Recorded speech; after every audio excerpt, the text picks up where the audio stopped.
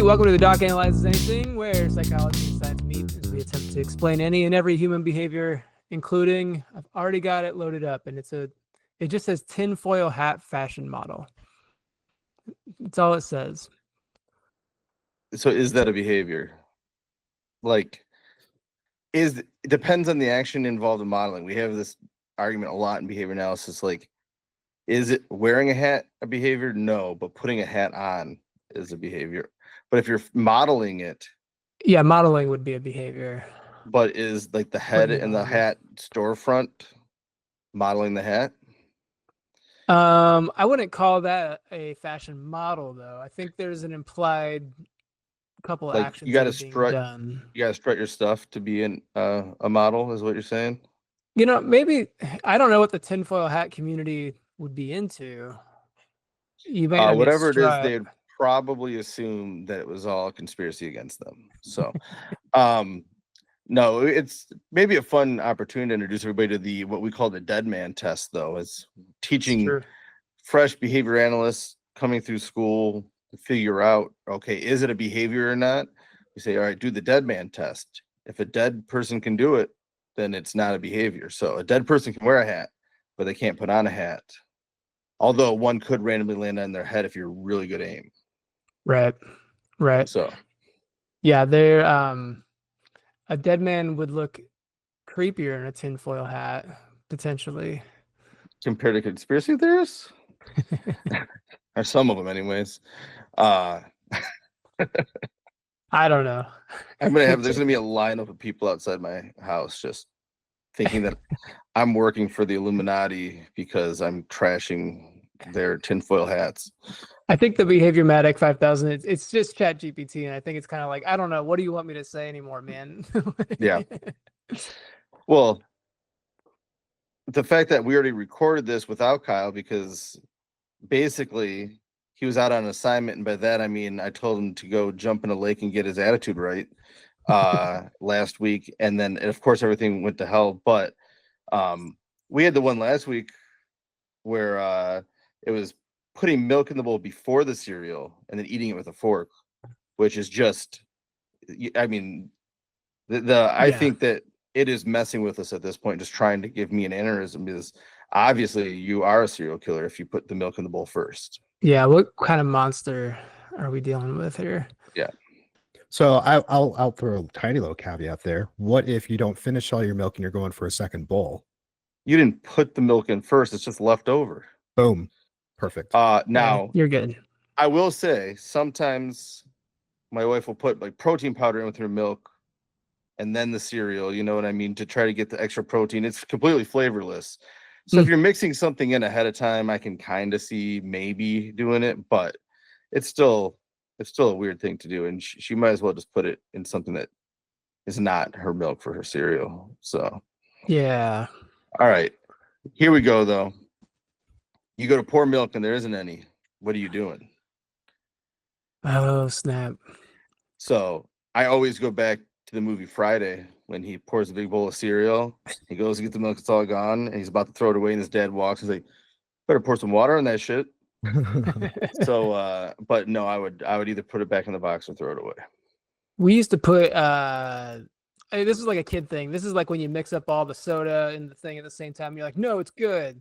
We used to put apple juice on our Cheerios and said that was my jam. And I can remember the taste and being like, no, it's good. I love it. But it's, and it's like the people who wear shorts in winter. Like, I'm not cold. Like, no, you're cold. It's gross. It's now it makes you gag. I would put, like in elementary school, put applesauce and corn on my pizza because the pizza was horrible anyways, and I just wanted to freak out the girls at the table. So I guess it's kind of the same thing. Yeah. Can a dead man do that? No, they can't. No. Our kids sometimes want chocolate milk if it's a plain cereal, so I can see that working too. Chocolate milk with like Count Chocula stuff, that would be... No, this is just like, hey, there's Wheaties. Want Wheaties? Yeah, but put chocolate milk. Oh, okay, I can see that. I think we've accomplished a lot today. All right. I am your host, Dr. Steven Sparks. Today with me, not on assignment, is Kyle. He better have his attitude right today. And then with us again is Chad, throwing down the gauntlet against Dr. Brad. Mm-hmm. Hard tongue over here. Welcome back, stepping in for us because everybody's schedule has been wild and we couldn't get three of us together otherwise. And so thank you for stepping in, but also that was a heck of a call out last time Dr. Brad was on. He was, I think he attacked your height. I would never do such a thing ever in You? our entire No. life. The fact that I'm almost a foot taller than you doesn't mean anything to me whatsoever. But how do you feel about being called out, man? It's all right. Brad's a good guy. I'm sure he didn't really mean anything behind it, but if he did, we'll have to do some sort of showdown, I'm sure. I am thinking regardless, you have to defend your honor. Like we'll get obstacle course going in the backyard or a hot dog eating contest, or like we don't want to be too crazy here. We don't want to put anybody in real peril. Like your arteries will clog slowly over time, sure, but no keg stand contest or anything where now we're actually worrying about your health immediately. But we'll maybe we'll put it out there for people to vote on, although probably nobody will vote. So Well, if nobody votes, then we'll just let Branda and Grandma Inky make a decision of how we're gonna Oh, duke it out. calling out the He mom and knows. grandma. Wow. So I bet all they got right, some pretty good ideas. we'll throw it to Dr. Brad, see how he feels about this. That seemed premeditated, almost planned. Nah, not me. Off the cuff, baby. Off the cuff. Whew. Scary. All right, let's get people on track here. So the 5 people that actually want some science haven't left us already. You know, maybe they can hear what we have to say. Today we're going to be talking about the FBI's behavioral analysis unit and how it differs from behavior analysis. And notice we don't have the AL on there because we're not monsters. And we're bringing this up partially because it's interesting to look at, but also because I'd say every 10 or 15 times I'm randomly talking to somebody and they say, "Hey, what do you do?" I'm like, "Oh, behavior analysis." And they're like, "Oh, you mean like, Criminal Minds, the FBI?" I'm like, I hope you have an hour because now you have opened the gates of hell and you have no choice but to listen to me. So maybe we put this on here and I'll get that question a little less frequently. It's still going to happen because nobody, what are the chances of them listening to this? But yeah.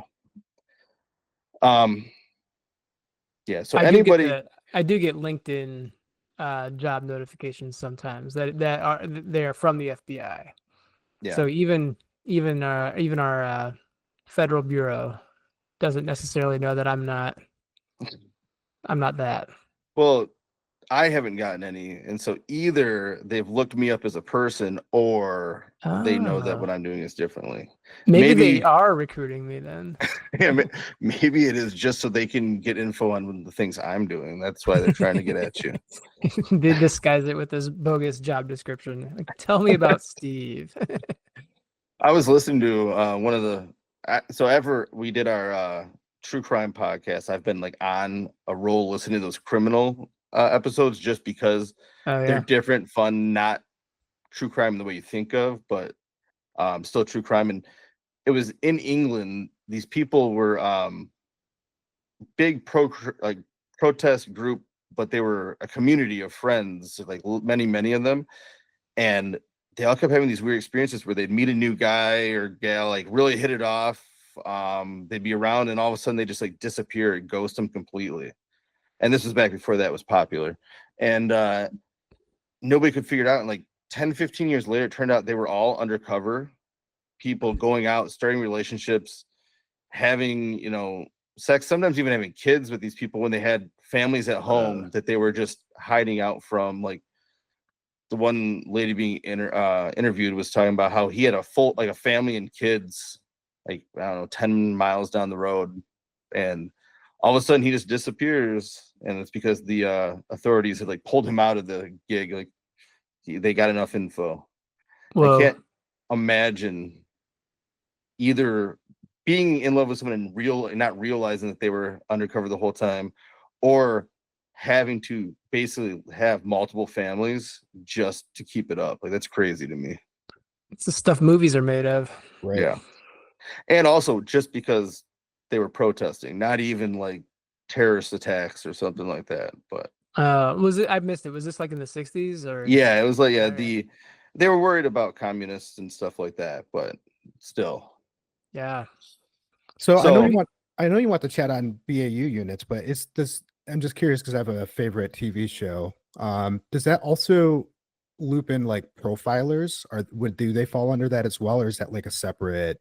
no, that is all the BAU does. Mm, And so we will get into what that is in 2 seconds, but maybe we should start looking into these protest things too, because that's interesting. But what I was really going to say is I would not put it past the FBI then to have planted Kyle here years ago to go through this process just to trap me in something. It's the long game. Yeah.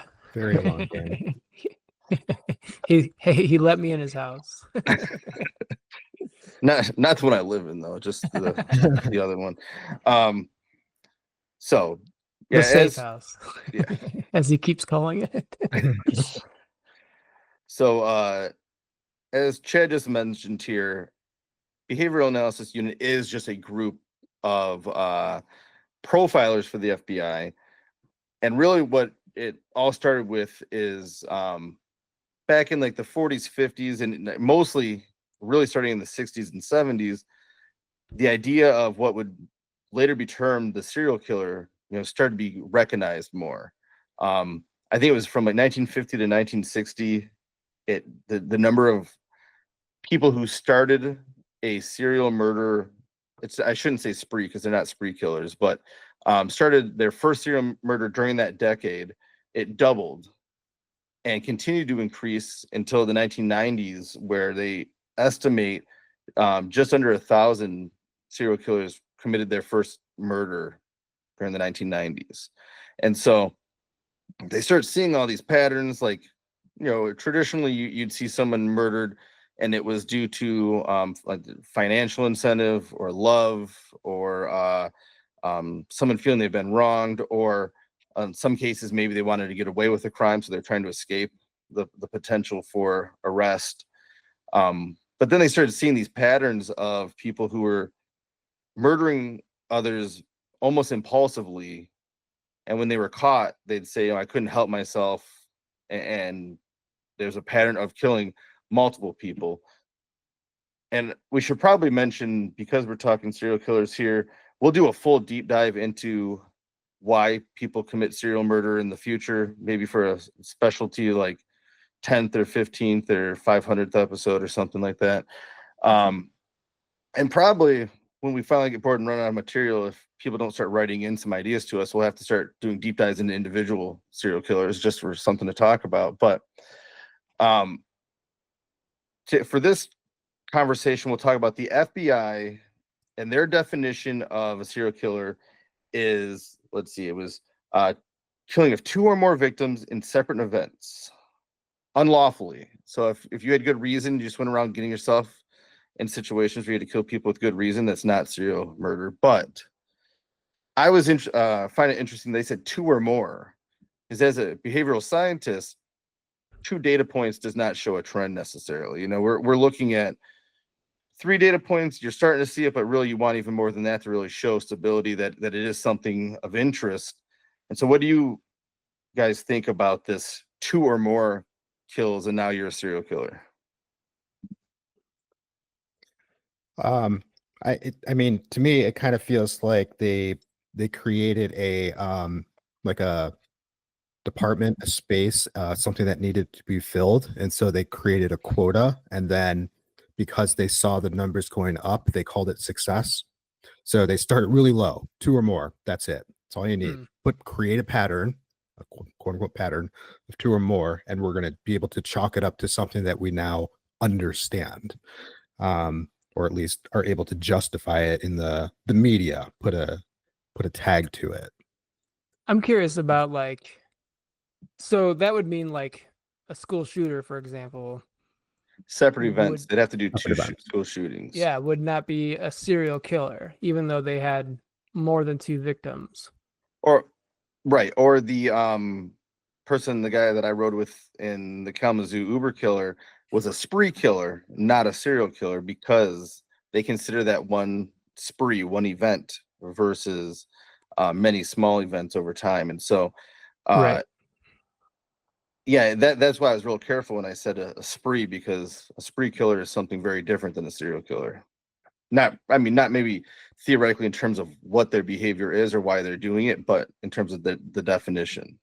I think I just use the term serial killer, and I don't listen to the podcast Serial, but maybe they use it in the same way as just like somebody who kills a lot of people. Like So I never the thought of it podcast in, serial wasn't about serial killer. I've clearly never listened to it. Is it It about was cereal? no, it was about one killing, but it was a series. It was serial in nature. There was a killing involved. Yes, but All right. not. I believe it Okay. was just one. The better question: do true crime podcasts that you listen to so much use the term serial killer, but out of line with this definition? No, I think they try to, for the most part, follow the definition very closely. Um, Okay. in terms of if it's a spree killer, serial killer, or all right, it didn't fit this definition, it did fit this definition, that sort of thing. And I should mention here that definition I think came from the mid 90s, and so maybe it's changed since then, or maybe it was different before. But I do think I agree with Chad that it's likely that, first of all, the media gets involved. Like, we got to name this something that it's interesting, and it drums up more people paying attention when you call someone a serial killer, even if they've only killed 2 people. And we have to take it with a little bit of a grain of salt, watching documentaries and shows and hearing the stories from people, sometimes from the FBI agents, but oftentimes from others. And still, it's for entertainment purposes, not for legal purposes. But I think sometimes you'll see the investigators get a little excited, like, oh, look, it's a pattern. And so they almost want to call it a serial killer, even if there's not like necessarily enough evidence to call it a serial killer. And there's some people on the other side too, where like, no, this isn't, when it probably is. But I think maybe that 2 or more really is, because now we can say kind of we got overexcited, but no, we'll put it under there anyways. It fits the definition, sort of thing. Yeah. To your point, though, right, there wouldn't be a trend on the graph. However, Yeah. they would have killed at least 4 people by that point, too, though. Well, is it a series really if there's 2? I'd say you have to at least Right. 3 for a series is what I would think, but I don't know. I will say that anybody that falls into that category of only 2 and they're being called a serial killer, like, what are you doing with your life? Like, I don't care what it is what you're doing. If you're gonna do something, try to be the best at it. You know what I mean? Like, unless they got caught early, you're letting all the true crime fans down. So That's possible. Maybe they got caught early. They had yeah, intentions of 17 more. Yeah. you never know, and that'll go more into later on. Obviously, I'm joking about that, but about the different reasons people kill too. You never know if that motivation has kind of been met. And now I don't feel that need anymore. And that stereotype that we'll be talking about kind of today is that it's impulsive. It's nothing that they can control. They feel almost discomfort until they kill. So if you're no longer feeling that discomfort and it's not motivated by anything else, like the egotistical, I want to be the best ever, you know what I mean? Then you wouldn't expect to see that either. So, so getting back to it, thinking about when this started, the pattern changes, I'm not sure that really there was this increase. I think it was really, there's more media, there's, the rise of television and even radio in the last couple of decades. And so now people are seeing patterns they may have missed before, because these may be taking places in other areas, or you have different officers, different detectives on different crimes, and they're not sharing their notes as much or something along those lines. Whereas now the news is getting involved in, hey, there seems to be a pattern that we may have missed before. So whether or not it really increased the way it did, and also have to remember getting in the 70s, 60s, 70s, 80s, the baby boom from World War II. Now we have a lot more people, so that might help talk or explain the increase as well. But regardless, the FBI started seeing, hey, we have this increase occurring. We need to start looking into this. So they had 2 agents who went through and started interviewing, I believe it was, I think, like 36 of the most infamous serial killers from the like 1960s and 1970s. And yeah, 36. And they basically just started gathering up all the information they could and creating profiles based on victim type, methodology of the crime, gut feelings, things like this, and launched this new department of the FBI called the Behavioral Analysis Unit. I think it was the Behavior. I don't know, it had a different name before they changed it later on, but in 1972 they started this new unit, and their job was to just look at information, look at what they had gathered, and try to determine what people are likely looking for when they're trying to hunt these individuals down. And I think, to be fair, no one's probably too upset about stereotyping serial killers, but really what they were trying to do is determine stereotypes so it was easier to catch people. Is this kind of match what you know, Chad? Is this you were watching Mindhunter on Netflix, and is that what you're thinking? Well, the show that I was watching was Blacklist, and essentially the key character's job was to be a profiler. So essentially create the persona of who they're hunting based off of the data that they have. And I think they were kind of cautious not to dive too deeply and just say this is a behavior that we're giving you as data, but it was like various pieces. Like she would spit out potential age range, potential marital status, right? But that came from, it was fed based off of some data, right? And that's what you often see is we don't necessarily see where the data comes from. We just see the regurgitation of what they believe. We just see like the result of their analysis. But yeah, I mean, that's kind of what it is, at least in my experience of observing this. Was that a James Spader show? Yeah. Yeah. That show was fun until it wasn't anymore. Until it wasn't. Yeah. Just kind of stopped. I never watched. I just saw reruns on, and I'm like, yeah, I have no idea what's happening, so I'm not going to watch that, and just never went back and saw it. But I know people really liked it for quite a while, so. Yeah, you missed out until it wasn't fun anymore. Until I didn't. They didn't like it. Yeah, so anybody that has seen the show Mindhunter on Netflix, really, that is the dramatization and trying to make a television show out of what actually was happening when they developed this unit. So we can't really talk to how close it actually matches with some of those experiences that those agents had. But if you were or have watched that and don't live under a rock like Kyle, at least you should have an idea of the process they went through to try to determine some of these things. I assume that there's not really that much overlap between what really happened and the show, although they did, I think, have the FBI agents or some FBI agents help with the developing the show. So it's definitely going to be the closest thing we have to what really went on.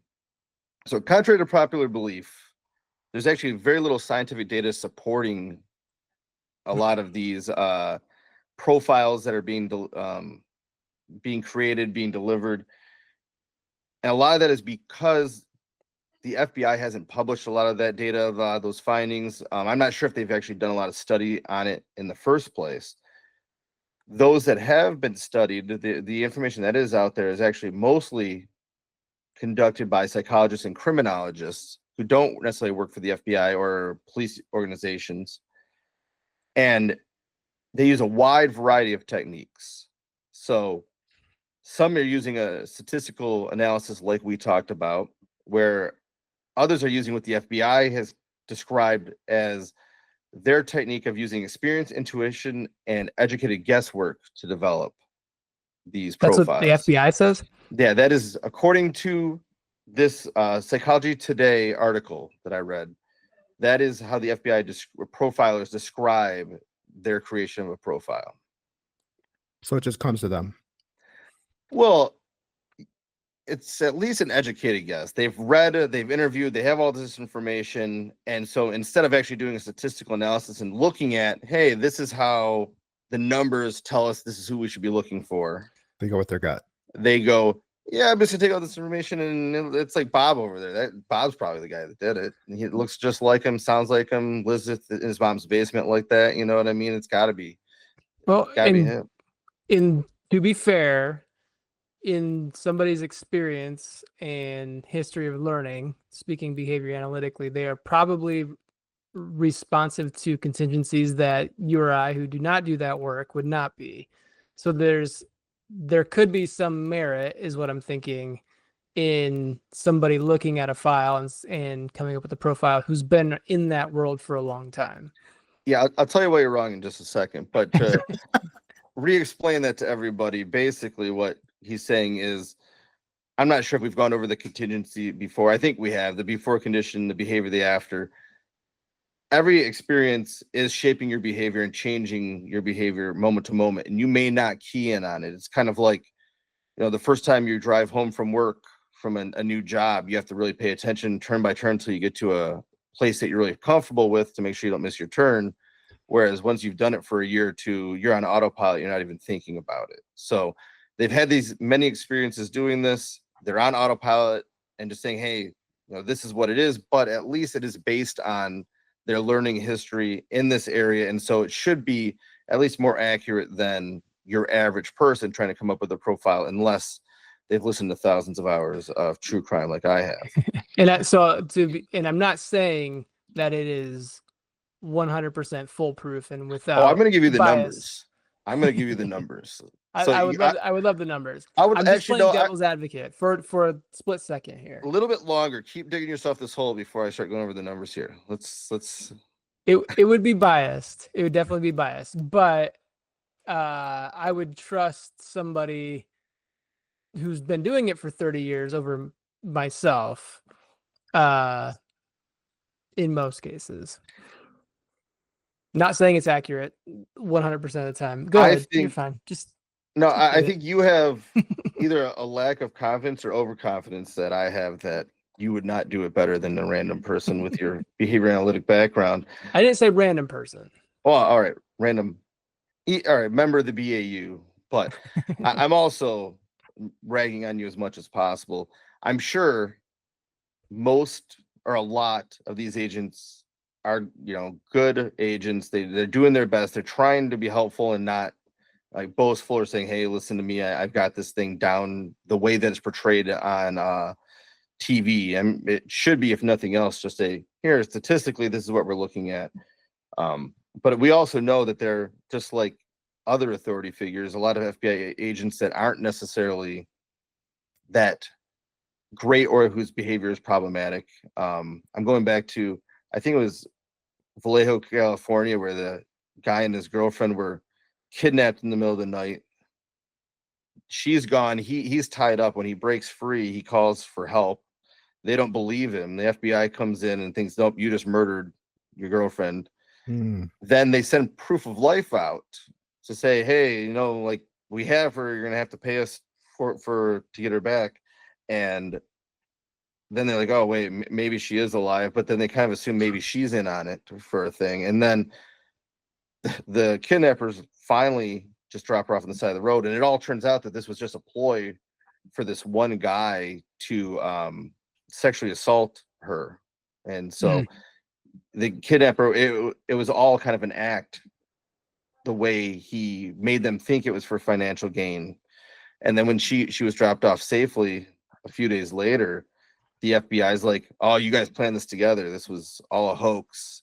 And it was like, I think a couple years later, they finally caught the guy, and he ended up being like a serial offender that they just had no idea what was going on. And so we should never assume negatively of anybody that we're not looking at individually, but we also know that sometimes that gut feeling and that guesswork is very wrong. And so we shouldn't just blindly listen to that either, is what I'm kind of getting at there.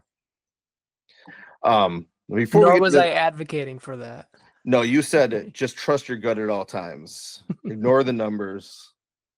No, yes. Part of the problem also is even if it was just a statistical analysis, just the numbers, nothing else going on here, you wouldn't be right that much of the time. You know what I mean? If you look at, we've say 1,000 serial killers, not just 36, and we break it all down. Okay, this is the victim type, the time of day, all these things, and we match it up to the type of offender that usually occurs, and then you have, you know, the variability between offenders, and so you compile all that into a database, plug in the person, it spits out this is most likely, second most likely, third most likely, as you go down the traits that they would have.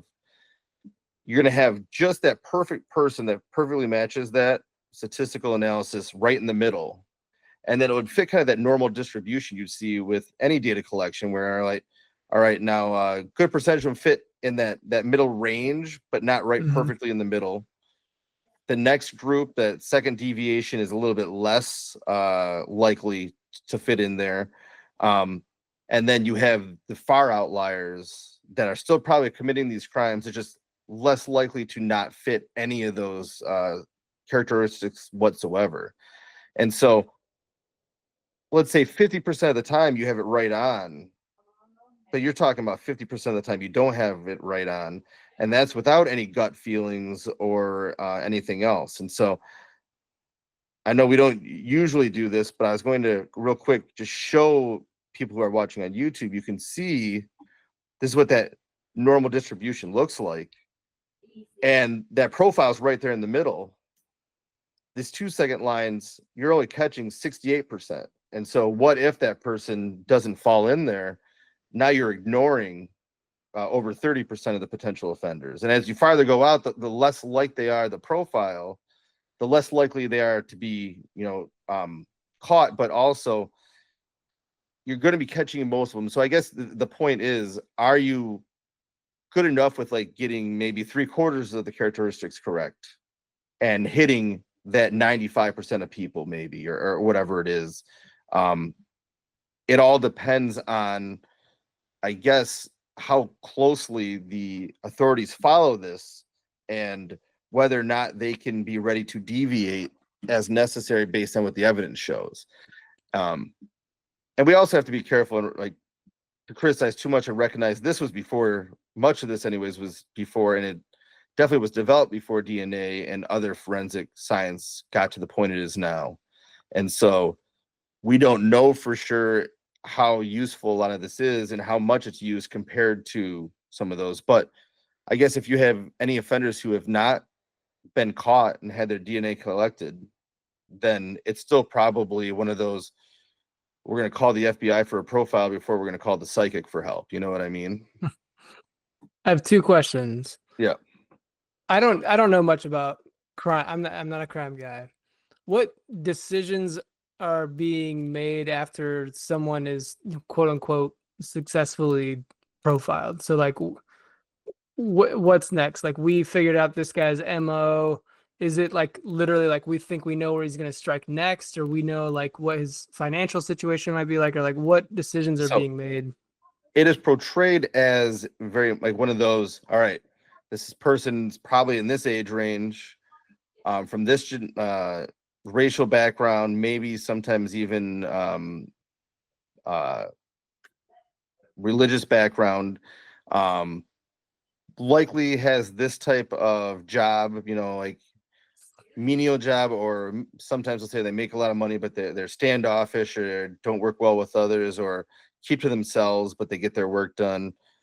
Sometimes they'll say, you know, you're likely to live with a family member because you're not self-sufficient. Other times that's not the case. And so based on what they're gathering this information, they're building this idea or the profile of what the person would be like, sending it to the authorities. And the idea would be then they would be going out and searching for people that fit this profile to look into further to see, are they likely to have committed the crime? And so it is, again, kind of a fishing expedition, but I'm going to tell you where my fishing hole is sort of thing, versus nope, you just have to go out there and guess. Gotcha. Okay. Then that's a good segue into my second question.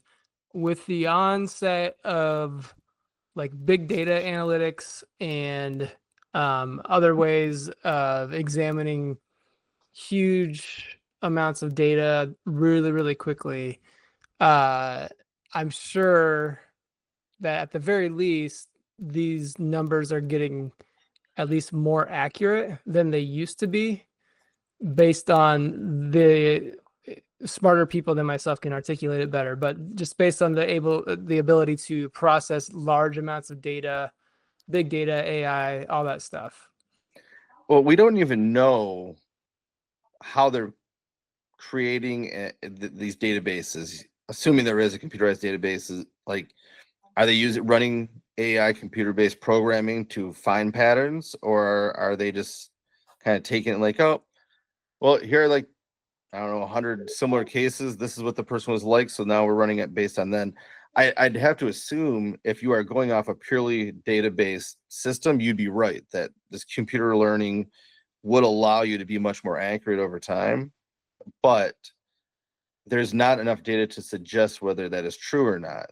So using that as a segue to the numbers that I had alluded to earlier, right? That same article by Psychology Today reported that of the 192 FBI profiles completed from 1971 to 1981, and I should remind everyone that this isn't the FBI necessarily going out searching for the person themselves, but a local police agency reaching out to the FBI like, hey, we have no leads, help us build a profile so then we can maybe have some leads. So of that 192, the police reported that the profile only directly aided in the identification of the suspect 17% of the time. Now you could argue that 17% is better than nothing. At least it gave them, a direction to go in. But you also could think the other way, like that means 83% of the time they're being led in the wrong direction. Or it as evidence to wrongfully accuse people. Correct. And so, yeah, it very well could be that now we're ignoring other evidence because it doesn't fit the profile in some of those cases. They did the same time period. They also had numbers from England that I didn't write down. I believe it was the officers in the UK suggested maybe 14% of the time that a profile was helpful. And in Canada, I think they said something around 30 or 40% of the time they found it helpful. But you got to take that with a grain of salt because the Canadians are a lot friendlier than we are, a lot nicer. So they may have just felt bad saying, hey, you guys aren't actually helping us. So I don't know. We'll have to see what that data says. But hey, guy. Yeah. So I mean, as much as we give them a hard time, I'm sure it's much nicer to live in Canada. So I got a question. Yeah. So back to Mindhunter a little bit. So I'm not super familiar with it, but it seems, at least from my experience, a lot of, I mean, I get it's TV, but a lot of the analysis is reactive. It's like after something has already happened, right? And oftentimes it's unfortunate, but that's what law enforcement is. A lot of times is you have to wait until something happens before you can really execute. But I guess my question is there a way to turn what you do or what they should be doing, what they actually do, to be more proactive? Like, so you're talking preventative crime. You're talking the movie Minority Report. Precogs. Well, that was dependent on precogs. Yeah. So is there something when it comes to like putting these profiles out there that could, instead of it being 3 people that lost a life, that maybe it's 2, or instead of 17 it's 5? Is there something that could be done that would potentially be more proactive rather than strictly reactive? So that might be something more kind of for our science to do, as we analyze and determine what the motivating factors and what the reinforcers are involved in murder. We might be able to say, hey, because these are those motivating factors, this is the reinforcer, they're more likely to offend again. But we couldn't have that until after the person was caught and analyzed. You know what I mean? And even then, we could still potentially change behavior, shape behavior, so it was no longer what was likely to happen. But I think in order for any of that to happen, you'd have to know that you have a serial killer on your hands in the first place. And oftentimes you're talking multiple kills before you even recognize that.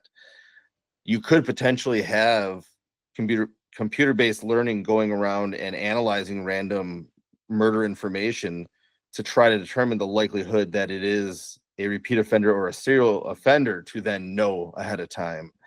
But I think short of that, it's just people noticing, and there would be no way to do that without having some data to suggest, no, this is part of a pattern that hasn't occurred yet. And so I think you'd have to have the computerized learning, and still even then it would just be a suggestion that, hey, this might be a sign of someone who may offend again. Sure. Even in your field, though, you may recognize data points that are like we talked earlier about, like sometimes it's good to have fresh eyes. I think it's kind of what we were alluding to, that somebody who's 30 years into the field, sometimes they can get in their own way.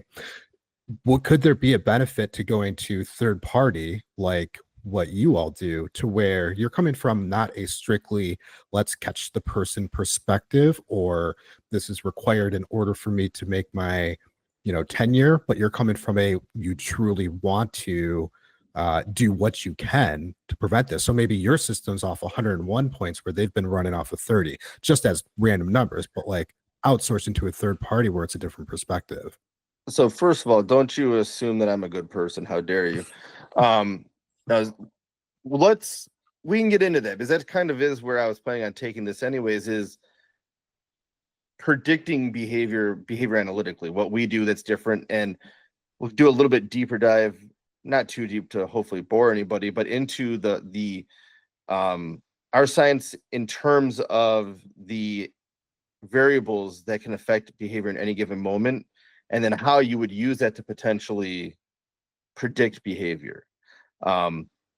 It's important to remember that we are analyzing behavior that we can observe or collect information and data on, and analyzing why it has occurred and why it may occur again through, based on reinforcement, rather than looking at predicting future behavior necessarily. Like the best predictor of future behavior is past behavior, but if the environment changes, if the variables change, a person may never exhibit that behavior again. And so we are really analyzing the behavior we see rather than analyzing behavior we're not seeing. But that doesn't mean, at least in theory, that we couldn't have some predictive measures in place. But we'll go over real quick how complex that would really be. You know that what I mean? could potentially be scary in the wrong hands as well. Probably, but anything's scary in the wrong hands. Imagine you put a system together, just call it an algorithm, and then it's given to public schools, and they are now predicting what these kids should or should not, or are allowed or are allowed not to do for their future endeavors, strictly based off of this algorithm, rather than like giving them the option to explore life. Well, I mean, didn't they do that anyways with the ACT? Like they Yeah. gave you the areas. Mine, by the way, first example of it. Absolutely. By the way, mine, the suggested thing. So I like every area was even. There was no area I was better at than anything else. And so I don't know why or how, or if they gave everybody weird creative ideas, but mine was parapsychologist. So a psychologist through the dead was my suggested field of work for the future. I have not heard of this. A parapsychologist? Yes, you would go around being called in to talk to ghosts and deal with them as a psychologist would, and help them through their issues so they stop haunting people. That's what the ACT told you that you're... Yes. I was like, what is this? And so obviously it's not too far off. I don't know if I believe you. That is wild. What are the chances that I can find that? Because that was like the pre-version, like middle school or high school. I can't remember what it was, that like they had like the practice one. And so it's probably like, hey, we found this practice ACT off the cereal box and gave it to us or something like that. But it seems like hey, the dude who got this score is probably stoned. Let's just give him something that's gonna freak him out. To be fair, I think I was not feeling well when I took the real ACT due to something along those lines. Probably went out with friends the night before, something like that. And so Chad and I both actually had the same score in the ACT, but I know I was not doing well the day I went, so I probably still would have won, Chad. That's okay. They didn't I tell me didn't that I take the. could be a I didn't even take psychologist the for ACT. They didn't I tell me never I took. was a psychologist for the dead, so I might have actually won. We took it. We didn't take the. I didn't take the SAT, but the ACT. Quit distracting me. We'll get back into this. But I guess you could say, yeah, it could be dangerous, especially if you're talking about looking at students who family life or social economic standing or something like that puts them at a disadvantage. Yeah. And you use this data now and be like, based on past behavior, they're not going to do well, so we should give up on them. I think that would be the scariest thing when we all have talked about before. They are a blank slate. They're can be helped and taught, and nobody just is born smarter than anybody else, although some people are born with disabilities that can negatively affect their ability to learn. And so certainly would not want that used in that manner to suggest that anybody's not worthy or worth trying to teach and give a better life to.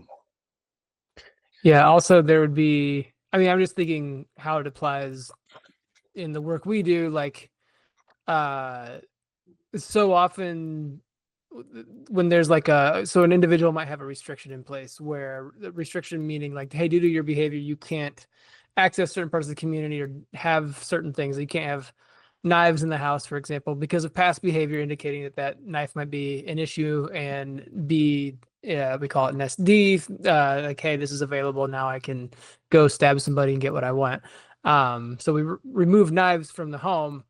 So the knives are gone for 2 years and there's no incident of stabbing anymore. Somebody might look at that and say, hey, they don't stab anymore. But there's never been an opportunity for that to even occur anyways. Yeah. So, and I'm thinking of how that correlates, with like, I mean, even like the prison system in general, like, yeah, a person might serve their time. It doesn't mean they're rehabilitated necessarily just because they've been locked up and there's been it doesn't mean that MO has gone away or that under the same conditions when they're out of jail, that's not going to occur again.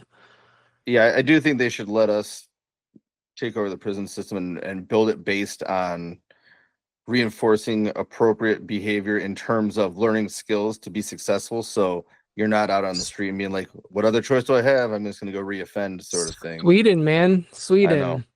You go to But jail in Sweden, they apologize. They failed you and they want you to do Yeah. better. We do not have a system designed for rehabilitation at all. Not no, at all. but our whole society is based on punishment, and that was another one we already did. And I think the prison systems is going to be down the line somewhere. We'll talk about how would we design one that'd be more effective in helping society rather than just like deal with your punishment. Now you're out, probably going to do it again.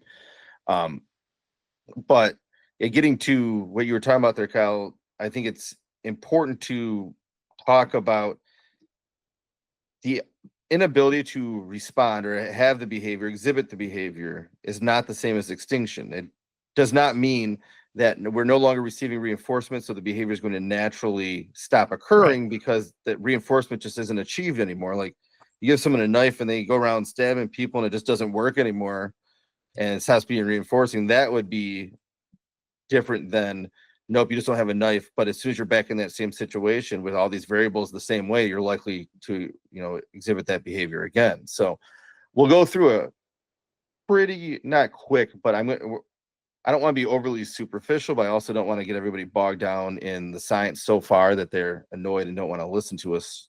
So, but we'll talk about all the variables, at least that I have noted, that affect things, and they're pretty consistent with our science, although I'm sure some people would argue there's others. Some people would argue that that some of these don't actually affect things.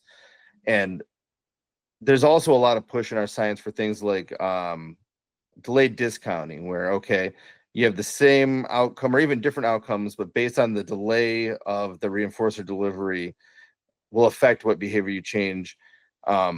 But that's really just one variable, yet there's a whole line of our science studying just that phenomenon. And so when we talk about these things as a full picture, it's really convoluted when you try to get into the math and analyzing how they all work together as a solid unit. And so these really are just in the moment, all other things being equal. Nothing else is different except for these two variables that would influence behavior this way or another. You know what I mean? We're not talking about all this controlling a person individually. So we've already talked some about the history of reinforcement. Anything that follows a behavior that increases the future frequency of the behavior is a reinforcer. But there's also the schedule of reinforcement. That's both the probability of any single behavior achieving the reinforcement. So imagine you're sitting there asking grandma for a cookie, and 50% of the time she says yes. That schedule would be FR 50, or fixed ratio 50, that exactly every time on that 50th time you ask, she gives you one. Then we have the variable ratio, where it'd be on average 50 times you ask and she gives you one. And then there's more and more. We don't need to get bogged down too much, but those actually will change the way behavior occurs in terms of not only, all right, is the probability of the outcome high enough now to actually get me to exhibit that behavior, but also the pattern. Like, all right, you get the cookie. If it's a fixed ratio, you just start asking right away, really, really fast. Because you just have to get through 50. Where a variable, you're like, all right, I'm going to have some post reinforcement pause and then get back into it, because it may be 100, it may be 50, maybe 20. You don't know when it's going to occur. And then you also have the magnitude of the reinforcer. So every other situation is exactly the same, but this time I get 2 cookies. I ask this person 2 cookies. I ask this person 1 cookie. You're going to go to the person for 2 cookies most of the time. We have something called matching law, where in very, very specific setup in scenarios in a laboratory setting, if there's a delay in a certain type of schedule, the organism, rat, person, what have you, will choose to exhibit the behavior that has twice as much reinforcement, exactly twice as much as the behavior that has half as much. I did a talk on this past year at one of our state organizational conferences. Said, "Is matching law BS?" That was the title of it. And in the Rage laboratories, bait. yeah, All rage bait. yeah, I'm just going to be annoying all kinds of people in our field. In a laboratory setting, it's not. They've shown that it can happen, but does it happen in human behavior or in human society, or are we really just looking at people tend to maximize reinforcement? In the most cases, you're maximizing reinforcement. Also, the delay, like I mentioned, like, all right, $100 today versus $100 2 years from now. I'm like, I'll do whatever I have to do to get today. Why am I going to wait 2 years? And so everything else being exactly the same, the amount of effort you have to put into the behavior, all those things, it's just the delay is playing a part, then you're going to choose the thing with the least amount of delay. Also, almost anything that we have, any behavior that's reinforced, also has a concurrent punishment. So you think about every time you eat something, not maybe everybody, but most people are thinking like, oh, I probably shouldn't be eating this, or what is it doing to my body? Is this healthy? Is this going to make me gain weight? There's that punishment side to almost everything we're doing at the same time as the reinforcement. And so punishment has that same thing. What is the likelihood of punishment? Every time you speed, the reinforcer of getting there faster is weighed against the punishment of the ticket, and the likelihood, the probability of getting that ticket this time versus any other time. And if you're speeding at any given moment, then obviously the probability you are analyzing is lower, or not high enough to control your behavior in that moment. I got 2 things if I can really quickly. Yeah. First of all, interesting that they let you title it that way and then presented it. That's pretty cool. They were desperate for speakers, I think. Right. They may have asked if Bottom I of the was barrel. sure if I wanted to say it that way. So the other thing was, so when I know you said all things being the same, but I'm just curious, in general, would you also take into consideration grandma who gives 1 cookie and then grandpa who gives 2 cookies? Would you take their behavioral past into account as well, of why they provide that output, or is it only the initial subject that's taken into account? That depends at any given moment whose behavior we're analyzing. And so we're, say, for work, have someone who exhibits severe behavior. we are analyzing their behavior, not the one providing maybe the reinforcement. Although we are trying to teach the person providing that reinforcement how to reinforce appropriate behavior instead of the one that's inappropriate. And so if we were saying like, hey, you know, grandma's doing this, but there's something weird about it, like, can you guys look into that? Which I can't imagine actually happening with cookies, but you know what I mean? Right. Then we may turn our attention Undercover to that. FBI for several years to figure that one out. Right. But normally, unless like cookie delivery is an issue, we wouldn't even bother looking into it. You know what I mean? Like, is this really a Hansel and Gretel situation? And grandma's going to, you know, eat them in a couple of years or something. I don't know, but no. I think the classic example, if I could, to what you're saying, Chad, is the like the kid who cries in the store and like stamps their feet and stuff like that. Parents give them a candy bar, they stop crying, and that pattern goes on. Like, oh, that kid's being positively reinforced. But then you can also look at it from the parents' perspective, like their behavior too. The parents don't want that kid crying. They're trying to make the stimulus go away. So they're avoiding or escaping an aversive stimulus by giving candy bars. So they're being like negatively reinforced. So like there's one contingency going on where the child's getting a candy bar, but there's also a simultaneous one going on where the parent is getting relief from an annoying sound that they don't want to have in public. Yeah, and usually in that situation, we're using that knowledge and that analysis of the parent behavior to say that we get it, we understand, Right. but we need you to do it this way. Otherwise, this pattern is just going to continue. And so, unless it's the parents' behavior specifically, I guess it is the parents' behavior we may be changing, but really we're doing that in order to change the reinforcer for the child, not because we're really that worried about what the parents doing. You know what I mean? Yes. Okay. That makes sense. Yeah. Yeah.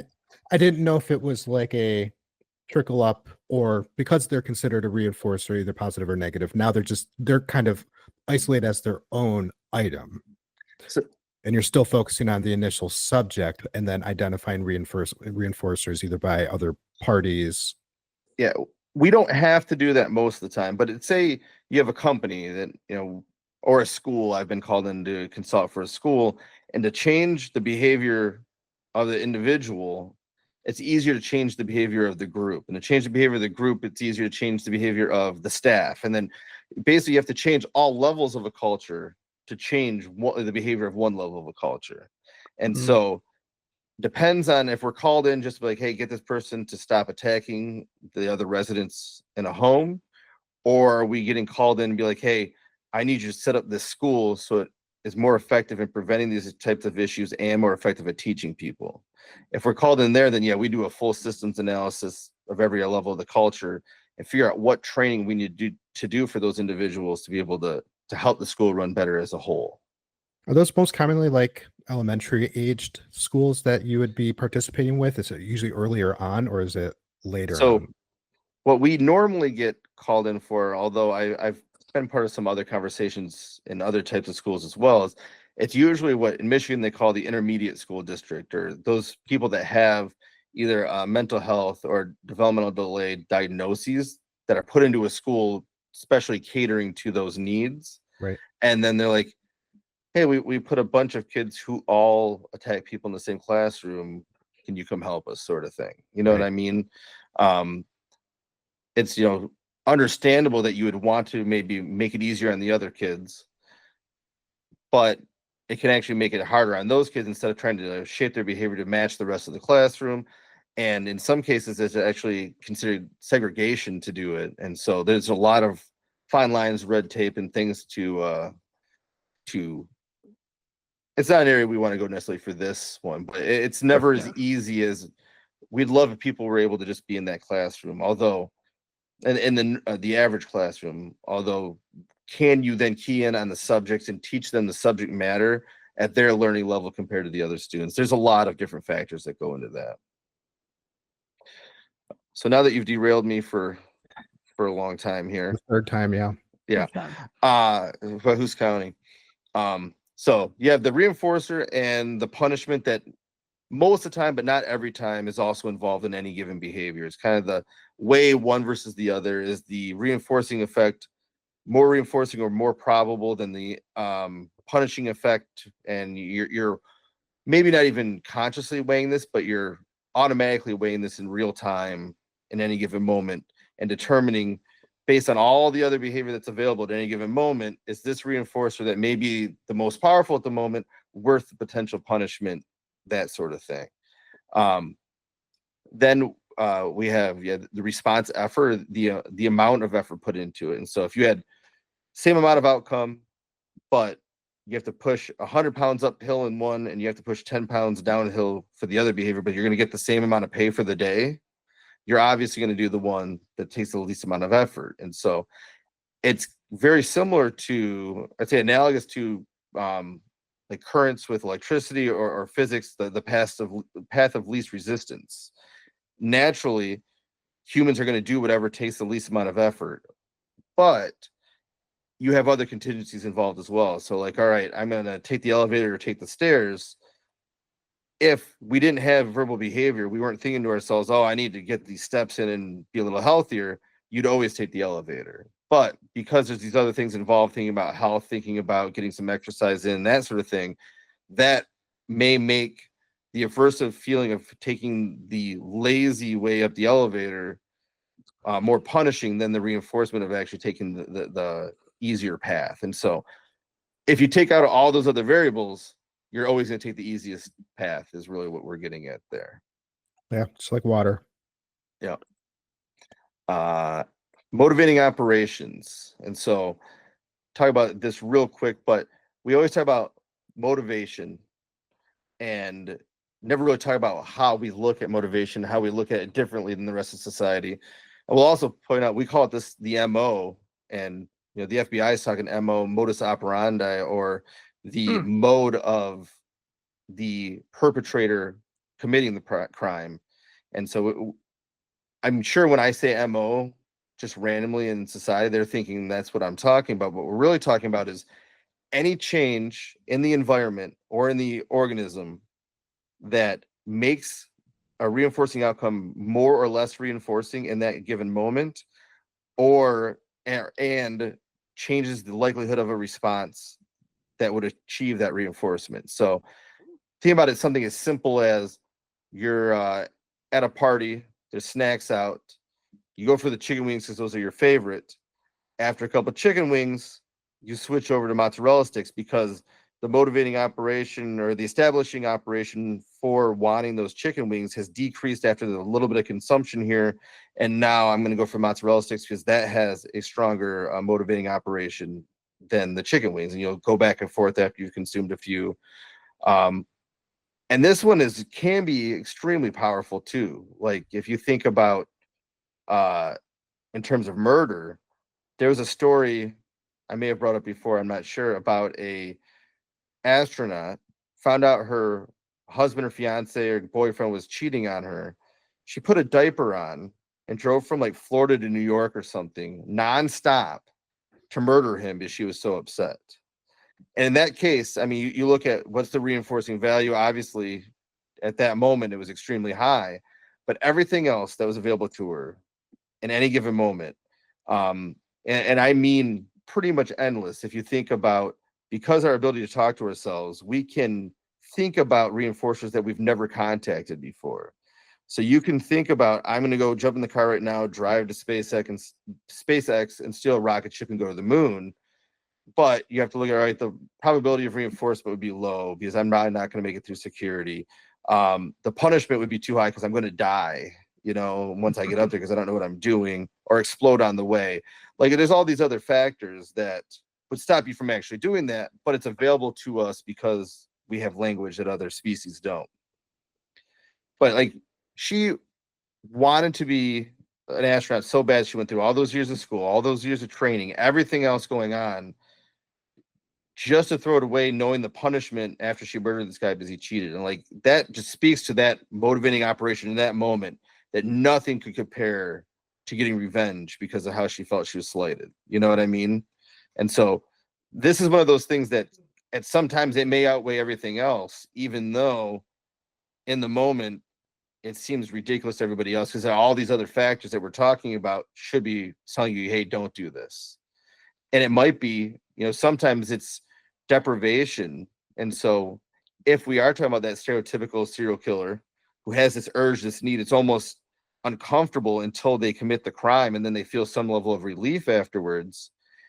That is the motivation as it goes, as time goes on without murdering someone. It builds and builds and builds until it gets to the point where nothing else is reinforcing as escaping this feeling. You commit the murder, now you're done.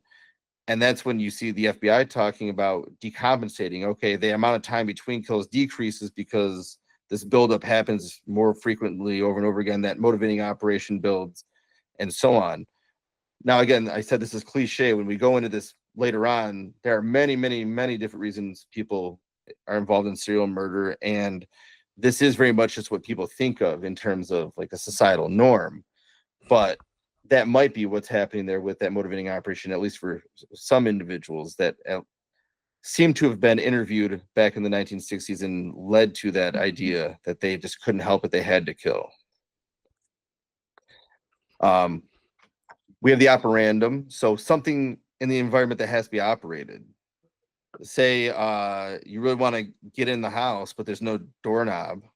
You know, I mean, we may find another way around and to do it, but you cannot exhibit that behavior of opening the door without that operandum or without that doorknob there to turn or the key to turn. And so, like we were talking about before with the just not being able to assault someone versus actually putting on an extinction where the reinforcer is no longer available.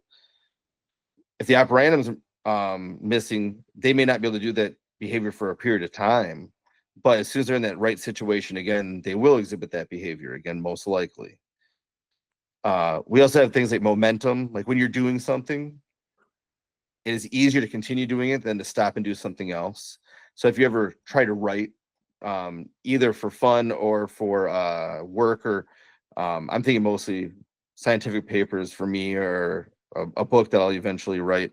Once I start writing, I get on a roll. I keep going. It's much easier than getting started in the first place. And this is a principle we actually used a lot in autism centers. Like, all right, we'll do some easy tasks first to get everybody rolling, and then we'll do some of the more complicated or more aversive tasks once you're on a roll already, because that motivation helps us keep moving, sort of thing. Because just like the rest of us, although learning things may be reinforcing to I'm really thinking about the nonverbal small child just learning, you know, in an autism type setting. It's aversive enough that if you are given a hard problem, you may behave in a way to escape that demand. And so having that momentum ahead of time will decrease the likelihood that you're going to behave a way to try to escape the demand. And the last one really that we talk about a lot that Kyle mentioned earlier is the SD, or discriminative stimulus. And all that means is a stimulus, event, or condition in the environment that signals the availability for reinforcement. So let's go back to the cookie example. You walk into the kitchen, grandma's in there, she's an SD, or discriminative stimulus, that says, hey, I'm likely to get a cookie if I ask for one, compared to dad is an S delta, or stimulus in the presence of which saying I want a cookie is less likely or not likely to be reinforced. And so It's always dad. Yeah, always dad. So a lot of times you walk into a situation where like you can exhibit a lot of the different behaviors, but there's nothing there suggesting you will find get reinforcement for exhibiting that behavior, so you just don't. There are some things that there are no discriminative stimulus involved, like sexual behavior, and I'm talking mostly about masturbatory behavior, will achieve that reinforcing outcome regardless of what's going on. Now, there may be competing contingencies that are punishment based that will stop you from doing that, but there's very little that can be done that just stops sexual stimulation from being reinforcing in any given moment. And so in those situations, there isn't something in the environment that says, hey, that'll be reinforcing right now. Like, it may not be. You may be looking for things that say, nope, it won't be punished right now, but it will always be reinforcing, versus I'm trying to think of a good one, Kyle. You have a good example of everyday where SD, and it can be an SD for punishment as well, where you don't exhibit the behavior because a certain person or something is involved. Yeah, like I've got neighbors that if I see them walking down the sidewalk, I might operate on my environment by turning and walking the other direction because their conversations are boring or I Yeah. was So too they, loud last night and they're going to yell at me or something. yeah, so there would be a discriminative stimulus suggesting that if you continue walking that way, punishment is likely. And so if you take all these different variables and see, like, if it was just reinforcement, it'd be a lot easier. Just like, here's the reinforcer, here you go. And like, we'll just lead you along this trail down the line, do it exactly what we want you to do. But you'd have all these variables, not only for the behavior we're talking about, but for every other behavior in the repertoire. And like we just mentioned, it's relatively infinite because we can have behavior in a repertoire that we've never done ourselves because we can think it up or read about other people doing it. And so if you basically found a way for all of these different variables to interact and how they interact with each other in the environment, which actually I've been working on the side for fun because I'm weird like that. You would have to divide that by all those variables, but multiplied by this theoretically endless number to then come up with one output, one behavior that will occur in that moment, basically. And that is why it's so hard to definitively predict behavior, is because it's a theoretical number in general, and the number of variables that we don't even have the ability to measure well against one another would make it extremely convoluted. And so motivating operations, we just talked about changing the environment that makes something more reinforcing. How would you measure that against the operandum being there or not? You know what I mean? Like, you could give a number value based on how often a person exhibits a behavior under a certain setting for that, motivating operation. But how would you compare that to the amount of force you have to do to push open a door? And that is where we as a science have to figure that out. And there's some suggestion that neurological scanning and showing the amount of activity based on different stimuli might be the way to do that. Like, okay, we see this amount of activity based on this amount of reinforcer for this behavior in this given situation. And then we also see the amount of activity based on how much effort has to go into that. Now we can actually compare that activity versus each other. But that's still in its infancy. We haven't actually gotten to people studying that too closely yet. So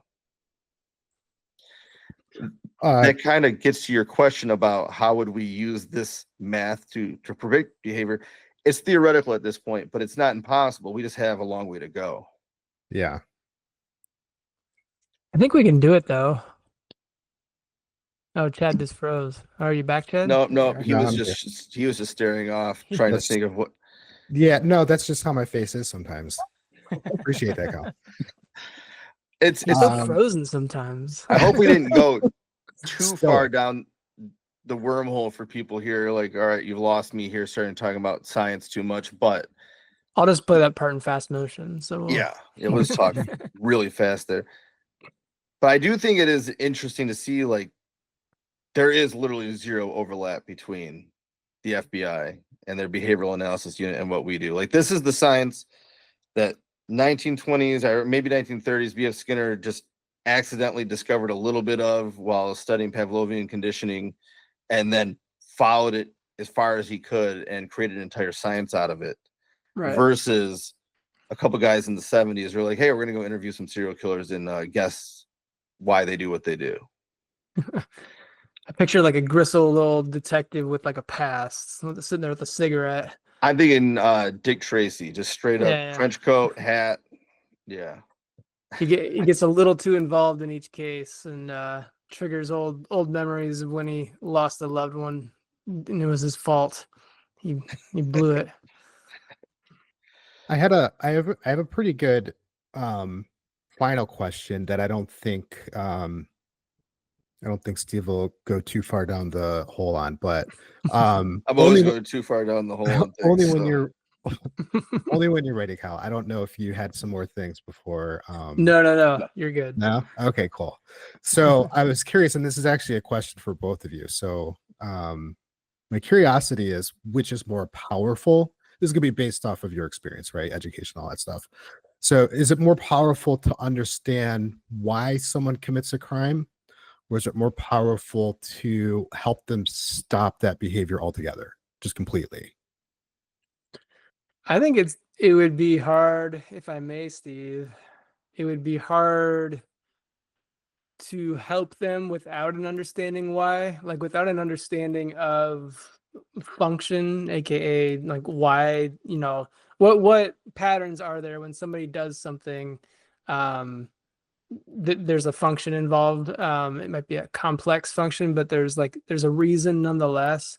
And having a grasp on like what consequences essentially somebody's after when they do something is really beneficial in a therapeutic setting, because there can be a number of ways to either acquire similar outcomes more appropriately, or find like competing or like alternative behaviors to teach as well. So I used a lot of jargon there to like make it really like simple and textbook. Like if I'll go back to a kid in the candy store. If a kid screams and cries and gets a candy bar all the time, we want to change that behavior.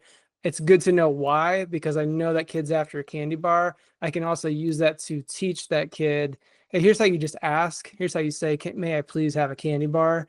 And once we teach that and he gets good at that, then I can teach him like, here's how you handle it when you don't get a candy bar. You can play on your iPad, or you can sing a song to yourself, or you can take a deep breath and walk away. Like, you know what I mean? Like, so understanding why somebody is doing what they're doing is a good first step towards informing what kind of treatment you would employ. That was a very behavior analytic answer. No, from a behavior analyst standpoint, I completely agree. But I think the question really is, what does society want? Do they just want us to catch the person and throw away the key? You know what I mean? Or do they want us to try to create a world where they can still exist without offending? Asking what is better, what the purpose is, like, it's not necessarily something you can answer scientifically. Science just informs how to do it, kind of thing. So not better, more powerful. So in order to have the most powerful intervention to help change behavior, you really need to do a full behavioral assessment, like we would do with most of our clients we work with, to determine what those reinforcers are, and then change the outcome or change the behavior to still achieve that reinforcing outcome. So it's not as simple as this, but you can think of it almost in terms of you're just exchanging out the inappropriate behavior for the appropriate one. And to do that, you need to be able to figure out why they're doing what they're doing and know what that outcome is, in order to make sure, okay, I just have to ask for this instead of taking it, or I just have to ask for it instead of hitting people. I don't think I'm giving away too much client information by giving the example, and maybe I've used it before, that I worked with an individual who learned to just attack people, and they'd give them cookies to stop. And so that one we could just say, okay, well, if we thought that maybe there's something else going on there, some other internal turmoil, we could have done something else. But that was as simple as like, how just teach this person to ask for a cookie, stop giving it to them when they assault you, but give it to them when they ask for you, and there you go. Yeah. But that's not to say you can't change or effectively change behavior without knowing why someone's doing it. If you take any one of these variables and stress it to the max, like, all right, I'm just going to give you way higher magnitude of reinforcement for this other thing, and that's the other one, it'll change it in the moment. Now, it may still come back in the future because, well, this still will give me that amount of reinforcer, but this just gives me way more, so I'm going to maximize. Or you significantly increase the motivation for something else, so they start exhibiting that behavior for that other item instead of this one. Like, you can change it momentarily, you maybe even change it over time, but if that change goes away at some point and you've got no new training, no new replacement behavior, and nothing else going on there, then they're going to most likely revert back to what used to work. And so Yeah. it will always be recommended to figure out why they're doing what they're doing and use that as our approach. But it's not to say you can't change behavior without knowing. So that was my non-rabbit hole quick answer for you. I'm glad you. No, that was a great answer, and I didn't have any assumptions either way of which way either of you go. I was just and it makes sense being in the field and your own experiences. Understanding the why is a very important piece to it, and it's a big part of the reason why you all have spent so much time in education is to understand the whys. That's probably the only reason I did it. Like, I help people because I'm good at it and because it makes you feel good, but knowing the whys are really what drove me to follow this science in the first place. And it's differs widely from most behavior analysts. I think most people like wanted to work with people. I want to work with kids with autism. I really wanted to help people. I'm like, this class really got me thinking. I just want to follow the thought patterns. You know what I mean? So probably makes me not as good of a person as most of those people, but at least we're still using it to help people. That could be where breakthroughs come through. And your point about what is it that society actually wants is really what's going to drive the answer, because that is true, because today's society would probably have a slightly different outlook when it comes to serial killers than the 1950s society, right? It could be quite different of what society in general would want for that to be, right? One might be, I just want them fixed or gone. The other one might be, well, let's figure out why this is happening. And or you go back to the 1700s, it's just witches. We just Right. got to burn them all. All Lots witches of everywhere. witches. I think we're a long way away from society being down for rehabilitation and reintegration. Yeah. But there, yeah, I don't know. I think we're moving there. I think if people realized, and this again, another future episode, maybe we'll have Chad on to talk about the prison system too, because if people understood, and maybe not for somebody who thinks should be just locked up for the rest of their lives, but for all the other offenders, that if we actually go through and give them the skills to be successful, they're going to be way, way, way less likely to reoffend. Right. And understand that's what I meant by that. Yeah. Like if we can show people, like maybe you just set up, that's it. We'll set up a private prison, make a bunch of money, and actually help them instead of just trying to get them to come back to us all the time. Yeah. But that you show them this model that, hey, this is actually going to really help society as a whole. And it doesn't need to just be about, hey, screw you guys, go sit in a hole for 10 years because you took my wallet or something. You know what I mean? Yeah. I think that's our best chance. But do it as a nonprofit prison that's funded by a foundation. If I'm doing this, I'm getting some money out of it. I'm not doing stuff out of the goodness of my heart. I just told you this is about the science, not because I'm a good person. Okay. Well, on that note. All right. Anything else? Any other thoughts? We just concluded you're not a good person. I think. Yeah, I think that's we've about done it. that. We've done that several times in this already. But we'll end on our normal high note. You know, just trying to look at the positive, as they'd say in my Python, always look on the bright side of life here. You know, you never know when that next serial killer is just creeping around the bushes outside your house at night, and when they might come for you. So you might as well try to look to the positive. That doesn't mean don't fight for what's right, but try to find the enjoyment where you can in life. Thanks, Dr. Steve. Always enlightening and bright. I'm full of sunshine and rainbows over here.